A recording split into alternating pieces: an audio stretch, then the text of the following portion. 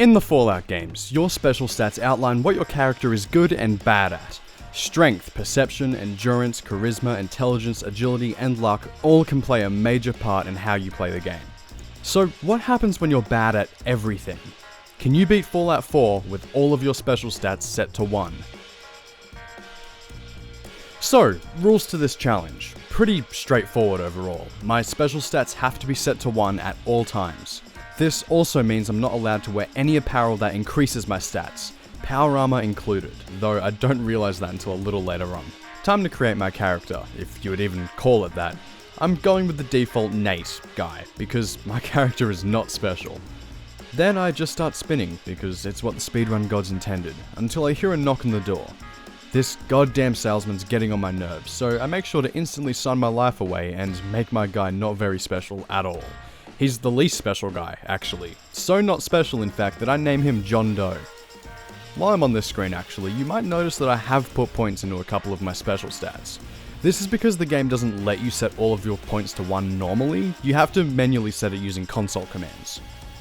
Overall, the intro goes pretty smoothly. I don't run in the wrong direction and blow up this time, so that's nice. I enter the vault, see my wife get blasted, and get freed from my refrigerator. Here is where I put the commands in to set all of my special stats to 1. Immediately, I noticed that my action points, what you use for sprinting and VATS, is absolutely terrible.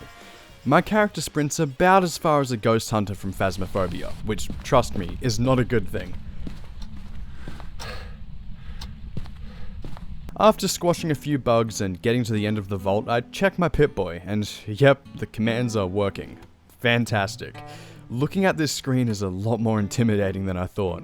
I enter the wasteland for the first time and get ready to get to work. But first, I want to mention that I'm playing this after the next gen update came out. It didn't really improve the game at all. In fact, my loading screens have been atrocious, but it did add a couple of Creation Club items to the game. One of them allows you to make custom vault suits, and you just know I'm going to fetch myself one of those.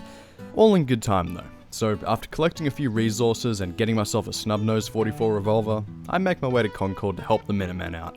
This wasn't too bad overall, but I am really noticing a lack of health and action points. I have to heal and wait to sprint and use VATS a lot.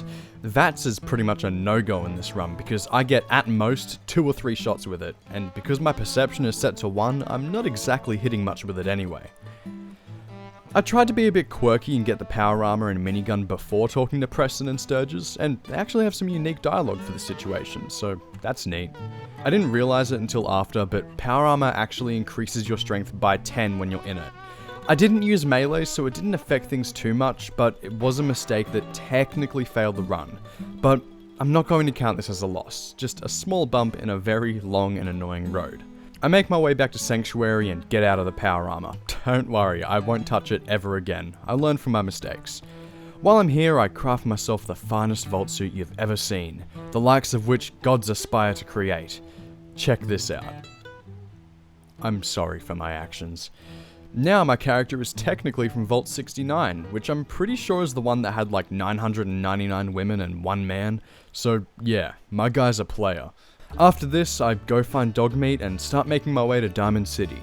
On the way, I run into Trash Can Carla, and she was being a bit rude, so I made sure to put her in her place, that being the ground. Right after that, I find a house that has some people holding a synth hostage.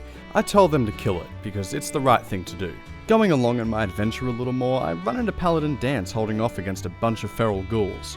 I tried to help him, but a ghoul decided to give me a hickey and... oh, I forgot to save. The whole fucking time. I'm back near Sanctuary now. Damn it. I eventually made it to Diamond City, and this was kind of funny because the guards were fighting some super mutants outside, and it caused all the dialogue to skip with Piper trying to get in. So I didn't have to lie. That's nice, I guess. I somehow managed to convince the mayor to give me some information on who will help, with my whole 1 charisma. I think I used up all my charisma in this interaction though. I go to talk to Nick, and damn, okay, it's time to rescue the guy who's meant to help me. Perfect, I can definitely trust him to do a good job. On the way to save Nick, my 2 brain cells decided it would be a good idea to fight Swan. It didn't end well. Real quick, I just want to say that the support for the channel has been insane recently. We recently hit 4,000 subscribers and we're already nearing 5k. My goal is to hit 50,000 subscribers by the end of the year, which is an insane goal, but I know that with your help, we can do it. So if you like my content and want to see more, make sure to hit that button down below. Anyway, back to the video. I make my way into the tunnel and slowly start getting through the triggered men. Honestly, it wasn't too bad, and now I've got a sweet gun that I won't be able to use most of the time because I'm allergic to finding ammo. Then I got to Dino, and decided the best way to deal with him was a mine. It worked well. I saved Nick, and now it's time to take out Skinny Malone and his goons for good. One well-placed Molotov and it was done. They really didn't put up much of a fight, not that they had the chance to. I went back to Diamond City and talked to Nickelback about what my whole predicament is. We decided it's Crunchy Nut Cornflakes behind this mess, so we go to look for his house. Oh no, it's locked. What a shame. Good thing the mayor's pockets are pretty easy to convince. We go into his house and find his little hidey hole and give Dogmeat a whiff of his tobacco. This lets him hone in on Kellogg's exact location, so we begin walking. It would have been a smooth journey if it wasn't for the wild dogs, feral ghouls, mole rats and fucking yaoguais on the way. Eventually I made it to Fort Hagen and didn't get nearly as lost as last time and went to face Kellogg. I found a little tool on a bench before this, something that might just make this whole thing a little easier. What was that tool? Oh, you know, just something that launches a mini nuke at whatever I aim it at. Take this, Wait. What? Why the fuck did that not work? He was right there. It hit him almost dead on. God damn it, Todd Howard. Okay, second try, it worked like a charm, and then I just had to kill off the remaining synths and I was good to go. The Brotherhood of Steel is here now, so that's good. They probably brought the Pridwin just to help out dance with those ghouls. Now I've got to head to Good Neighbor so I can shove myself into some half-baked backstory. Once I get into Good Neighbor, this jackass tries to make me pay for insurance, but I told him to back the fuck off and he got scared. Little baby. Hancock still stabs the shit out of him though, and now I respect him even more. I just run through Kellogg's memories as fast as I can. I don't really give a shit about him. Then Nick starts talking like Kellogg, and I would have put a bullet between his eyes if he didn't start talking normally again. Now it's time to go to the glowing sea to find Virgil. Yippee! On the way I found that Alpha Deathclaw again. Let's be real here, I'm not taking that thing on. So after dying to it a couple times, I just sneak past it and head into no man's land. And yeah, this place sucks. Once I finally got to his cave, of course, there was another goddamn Deathclaw just chilling outside. I managed to run past it and into the cave, but after I talked to Virgil and went back outside, he was still there. I died. Second time around, I go into my map as soon as I load in, so I can fast travel away before he sees me. Worked like a charm. Now it's time to visit good old Green Tech Genetics to kill a Corsa. I get through the gunners relatively well. It was pretty tricky in a couple of areas, but I got there in the end. Now I need to kill the Corsa himself, and he was pretty damn tricky. I tried for ages to get him with a missile launcher and mines and Molotovs, but none of it worked. Then I had a little idea. See, perks in Fallout are organized into columns, and you can unlock more down that column as you have more points in its respective special stat. As it turns out, there is a perk that I can get with having 1 perception, and it lets me upgrade my pickpocketing abilities. The second rank of that perk lets me reverse pickpocket explosives. I'm a high enough level to get this perk. I think I picked it up a good while ago, so this gives me an idea.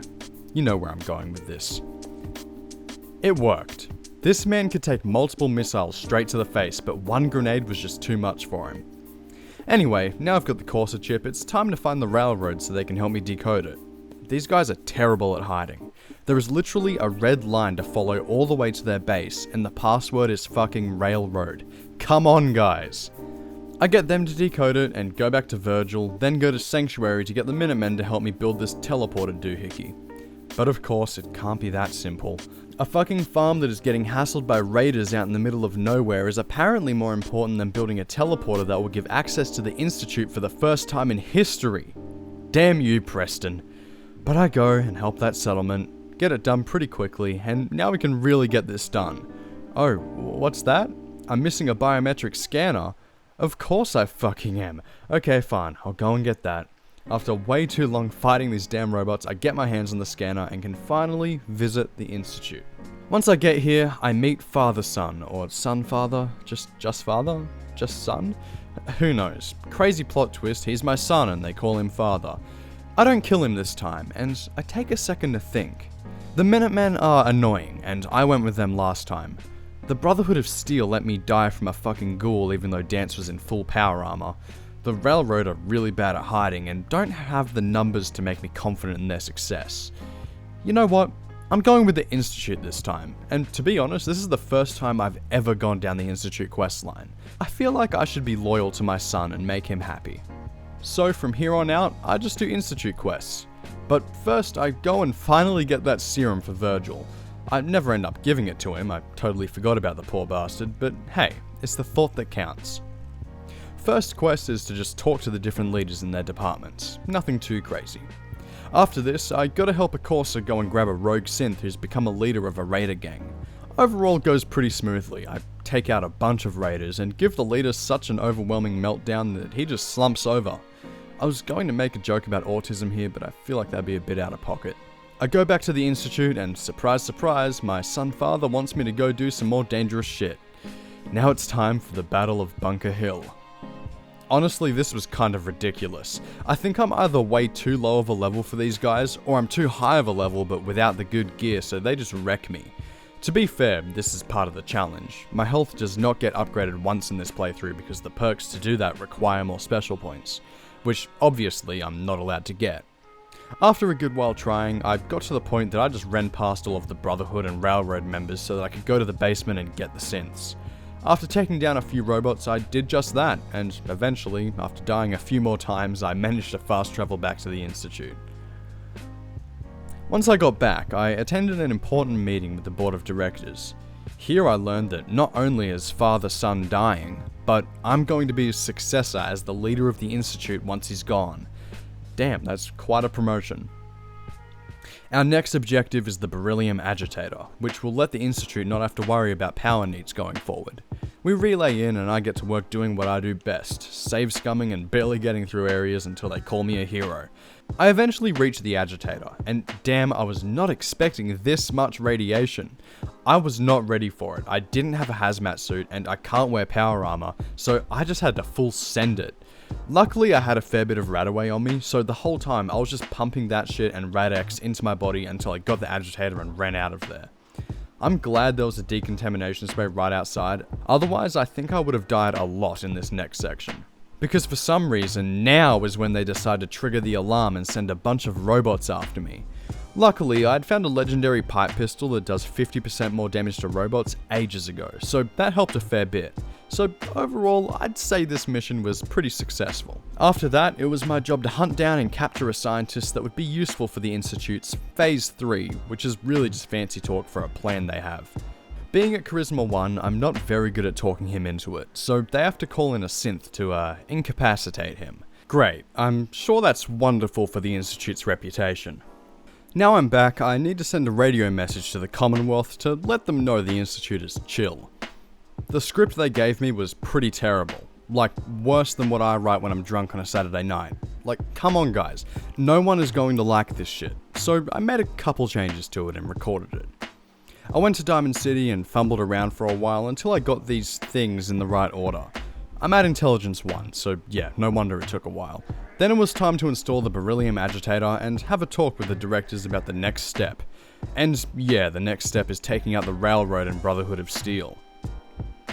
The Railroad went down easy. Desdemona couldn't really fight back against a missile launcher.